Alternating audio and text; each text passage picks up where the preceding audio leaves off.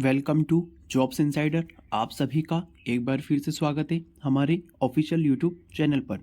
दोस्तों, जैसा कि आप सभी जानते हैं, एमपीपीएससी का प्रारंभिक परीक्षा का जो सिविल सर्विस का एग्ज़ाम है वह लगभग यहाँ पर 17 दिसंबर को होना फिक्स हो चुका है। अभी आयोग ने जो कुछ बदलाव किए हैं यहाँ पर दूसरी परीक्षाओं के शेड्यूल में, उससे यह तय हो चुका है कि 17 दिसंबर को ही आपका 2023 वाला सिविल सर्विस एग्ज़ाम का यहाँ पर प्रीलिम्स होने वाला है। तो दोस्तों, आज के इस वीडियो में हम ऐसे 5 सब्जेक्ट के बारे में यहाँ पर समझेंगे कि जिनसे आपका स्कोर यहाँ पर 80 प्लस पहुँचने में काफ़ी मदद मिले। दोस्तों, ये वो 5 विषय हैं जिनको आप अभी भी जितना समय बचा है उस समय में कवर कर सकते हैं और इन 5 सब्जेक्ट की मदद से ही काफ़ी टॉपर जो हैं वो सिलेक्ट होते हैं। और जो भी स्मार्ट वर्किंग करता है, जो सही तरीके से तैयारी करता है, कम समय में जो व्यक्ति एग्ज़ाम्स निकालता है, और जो चीज़ हमने अपनी तैयारी के दौरान देखी है, हमने जब एग्ज़ाम्स निकाले तो जो प्रिपरेशन के टाइम हमने देखा है वो इन 5 विषय को समय देकर ही तैयारी की है हमने। वो समय भी देखा है जब 1 महीने में एग्ज़ाम्स हो गए थे यहाँ पर मेंस के बाद में, तो उस टाइम भी हमने किस स्ट्रेटजी के साथ तैयारी करी, वो सब हमारा एक्सपीरियंस के बेस पर ये वीडियो आपके सामने आ रहा है। दोस्तों, अगर आप चैनल पर नए हैं तो चैनल को सब्सक्राइब करके आगे बढ़े। साथ ही state civil service prelims exams के बारे में अगर आपके मन में कोई भी डाउट है किसी भी तरह से, तो आप हमारे वीडियो के कमेंट बॉक्स में जाकर पूछ सकते हैं। साथ ही चैनल को सब्सक्राइब करके आगे बढ़े ताकि एमपीपीएससी के स्ट्रेटजी और जो भी आपकी समस्याएं हैं सभी के बारे में आपको यहाँ पर टाइम टू टाइम वीडियो मिलते रहें। दोस्तों, यहाँ पर प्रीलिम्स होने के बाद हम मेंस की स्ट्रेटजी के बारे में भी काफ़ी अच्छे से बात करने वाले हैं, तो चैनल को सब्सक्राइब करके प्लीज़ आगे बढ़े। वीडियो समझ में आए तो लाइक करें और ना समझ में आए तो डिसलाइक करके हमें इंडिकेट करें कि हम और थोड़ा इम्प्रूवमेंट करें। तो चलिए दोस्तों, वीडियो को यहाँ पर स्टार्ट करते हैं।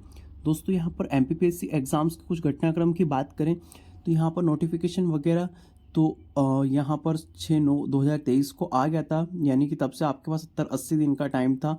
और लास्ट डेट यहाँ पर अप्लाई करने की 8 नवंबर थी यहाँ पर, और अब एग्ज़ाम डेट यहाँ पर 17/12/2023 यानी 17 दिसंबर फिक्स हो चुकी हैं, यानी कि लगभग 17 दिसंबर को ही आपकी एग्ज़ाम हो पाएगी। और यहाँ से अब आपके पास थोड़ा सा कम समय बचा है।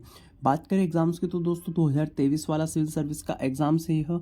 और यहाँ पर अगर हम एक बार देख लें कि कट ऑफ किस तरह से रहती हैं, तो दोस्तों कट ऑफ देखने के बाद हमें यह पता चलेगा कि हमें स्कोर कितना करना है। तो ये जनरल कैटेगरी का हमने कट ऑफ रखा है दोस्तों यहाँ पर, और यह कट ऑफ आपको 2018 से 2022 का जनरल कैटेगरी का मेल कैंडिडेट का है, जो कि सबसे हाईएस्ट जाता है।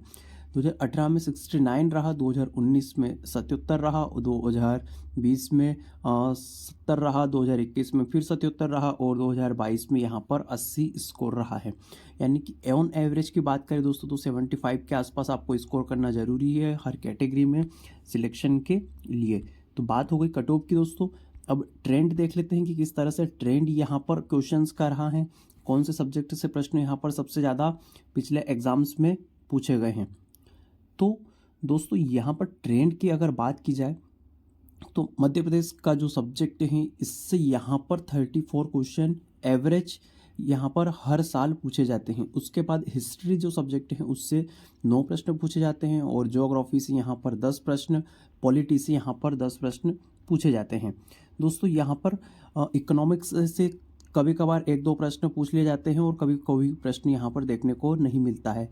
साइंस एंड टेक से यहाँ पर लगभग 8 प्रश्न पूछे जाते हैं, इन्वायरमेंट से 3 प्रश्न पूछे जाते हैं, और करंट अफेयर से भी 3 प्रश्न यहाँ पर लगभग पूछे जाते हैं। स्पोर्ट्स से यहाँ पर आपको 2 प्रश्न देखने को मिल सकते हैं। आईटीसी की बात करें दोस्तों तो यहाँ पर आपको 9 से 10 प्रश्न एवरेज मिल सकते हैं। आईटीसी मीन्स जैसे आप रोबोटिक्स वाली यूनिट बोलते हैं वही वाली यूनिट है दोस्तों। और आयोग की जो 10वीं यूनिट है यहाँ से भी आपको 10 प्रश्न, 9 से 10 प्रश्न यहाँ पर एवरेज देखने को मिल सकते हैं। अब दोस्तों बात करें सफलता और असफलता के बीच में पढ़ने वाले सब्जेक्ट की, तो दोस्तों यह जो विषय है यह इस तरह से आप इसको पनौती विषय भी बोल सकते हैं। यह विषय ने कई विद्यार्थियों का एग्जाम्स खराब करा है, क्योंकि दोस्तों इस विषय से आपको सिर्फ 8 से 9 प्रश्न देखने को जरूर मिलेंगे, लेकिन यह विषय इतना लेंदी है और इतना ज़्यादा समय इसमें जाएगा पढ़ने में, जितने समय में आप यहाँ पर यह विषय और यह विषय दोनों आराम से तैयार कर सकते हैं। जैसा कि जिससे आपका जो काम 50 नंबर का हो सकता है वो 10 नंबर का भी नहीं होगा, और आप इसमें कितने भी प्रयास कर लो आप इसमें 5 से ज़्यादा स्कोर नहीं कर पाएंगे। ये इस बात की श्योरिटी, क्योंकि इसमें प्रश्न ही ऐसे पूछे जाते हैं जो आपने कभी जीवन में पहली बार देखे हो, और 3-4 प्रश्न ऐसे रहेंगे जो कि आप बहुत कम पढ़ के भी कर पाएंगे। तो दोस्तों यहाँ पर सीधी सी बात यह है कि इस विषय को ज़्यादा समय देकर अपने समय की बर्बादी ही करना है। तो अब हमें क्या करना चाहिए, इससे पहले हम किस चीज़ों पर ध्यान देना चाहिए ताकि हमारा एग्ज़ाम्स आसानी से निकल जाए। तो चलिए दोस्तों डिस्कस करते हैं कुछ सब्जेक्ट पर। अब दोस्तों अगर बात करें यहाँ पर मध्य प्रदेश की, तो यहाँ पर आपके 30 प्रश्न एवरेज मान लीजिए। उसके बाद यहाँ पर आईटीसी की बात करें, इंफॉर्मेशन कम्युनिकेशन टेक्नोलॉजी वाले सब्जेक्ट के, तो 10 प्रश्न यहाँ से, और जो हमारे आयोग है वहाँ से 10 प्रश्न आपके मान लीजिए। तो यहाँ पर कुल 50 प्रश्न हो रहे हैं दोस्तों, और उसके बाद में आपके 10 प्रश्न यहाँ पर आप ऐड कर लीजिए जो पॉलिटी वाली यूनिट है, यानी कि जिससे हमारे 60 प्रश्न हो रहे हैं। अब दोस्तों इस 60 प्रश्न के जो हो रहे हैं, इन 60 प्रश्न के इक्वल अगर आप देखें तो इसको तैयारी करने में आपके 20 से 25 दिन का समय यहाँ पर लगने वाला है। तो दोस्तों 20 से 25 दिन के पीछे आपको 60 प्रश्न तैयार हो रहे हैं, जबकि जो बाकी के 40 प्रश्न हैं इनको तैयार करने में आपको 6 महीने भी लग सकते हैं। इतनी कॉम्प्लिकेटेड चीज़ें हैं।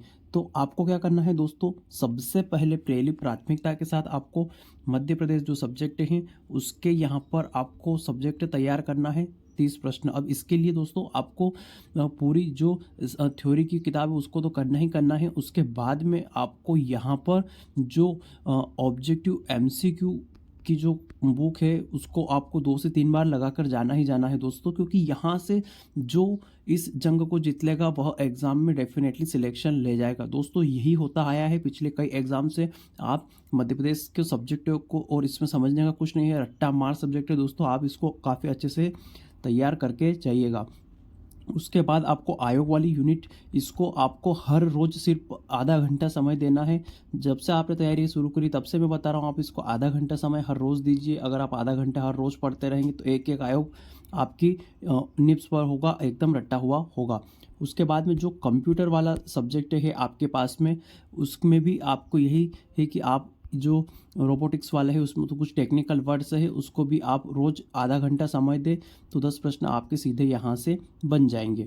और इसके बाद में जो दोस्तों पॉलिटी वाला सेक्शन है, इसमें आपसे क्या पूछा जाता है, सीधे यहाँ पर पूछ लिया जाता है लोकसभा का जो अध्यक्ष है उसका विवेचन कहाँ पर है। यहाँ पर एक बार पूछ लिया था CAG के कर्तव्यों का दायित्व कौन से संविधान में है, तो 148 लगा के आए थे सभी लोग, इवन मैं भी लगा के आया था, जबकि 149 सही था यहाँ पर, क्योंकि यहाँ पर केक का वर्णन नहीं पूछा था, केक की शक्तियों का वर्णन पूछा था। तो ऐसी बारीकी से चीज़ें भी यहाँ पर पूछी जाती हैं। तो इन सभी चीज़ों का ध्यान रखें दोस्तों। और जो सब्जेक्ट मैंने आपको बताए हैं मध्य प्रदेश, यहाँ पर ITC, उसके बाद आयोग और उसके बाद पॉलिटी, अगर ये अंतिम समय में आप इन सब्जेक्ट पे विशेष फोकस कर लेते हैं, इन सब्जेक्ट पे ध्यान दे लेते हैं, तो आपके जो 60 नंबर प्लस स्कोर यहाँ से बन जाएगा। अगर 60 में से आप यहाँ पर 50 भी ले आएंगे दोस्तों, और 25 बाकी जगह से आप कवर करने की 20 या 25 नंबर भी कवर करने की कोशिश करेंगे, तो आप कहीं ना कहीं सिलेक्शन वाली रेंज में आ जाएंगे। तो यह काफ़ी अच्छी चीज़ है दोस्तों, और इस पर डिस्कस सिर्फ टॉपर्स करते हैं, वो लोग करते हैं जो सिलेक्ट होना चाहते हैं, जो यहाँ पर एक इंटेलिजेंट तरीके से स्मार्ट वर्क करते हैं, वह लोग यहाँ पर डिस्कशन करते हैं। तो दोस्तों वीडियो में यहाँ तक बने रहने के लिए आप सभी का धन्यवाद। हम पुनः मिलेंगे एक नई चीज़ के साथ में। अगले वीडियो में हम डिस्कशन करेंगे कि करंट अफेयर के कौन से टॉपिक हैं जिनको आप सिर्फ 3 दिन में ख़त्म कर सकते हैं, और वहीं से प्रश्न यहाँ पर बनने की संभावना बनती है। तो करंट अफेयर के उन टॉपिक पर विचार करेंगे हम और आगे बढ़ेंगे। तो दोस्तों वीडियो में यहाँ तक बने रहने के लिए आप सभी का धन्यवाद। चैनल को सब्सक्राइब करके आगे बढ़े, साथ ही वीडियो को लाइक और डिसलाइक अवश्य करिएगा। ठीक है दोस्तों, तो यहाँ पर आप सभी का धन्यवाद।